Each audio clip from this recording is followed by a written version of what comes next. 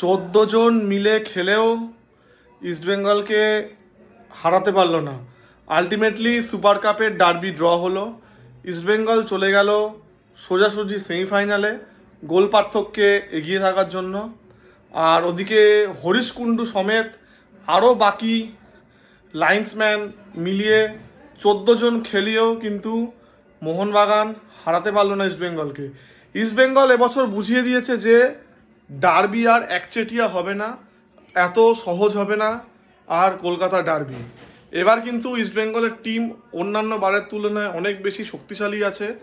আমরা সেমিফাইনালে, তবে ফরওয়ার্ডদের এবং স্ট্রাইকারদের বাড়তি দায়িত্ব নিতে হবে গোল করার জন্য।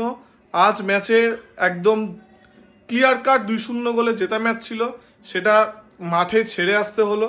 সেমিফাইনালে কিন্তু এই ভুল করলে চলবে না, কারণ সেমিফাইনাল থেকে নকআউট স্টেজ শুরু হয়ে যাচ্ছে। আজ কিন্তু আমরা জিতেই সেমিফাইনালে যেতে পারতাম।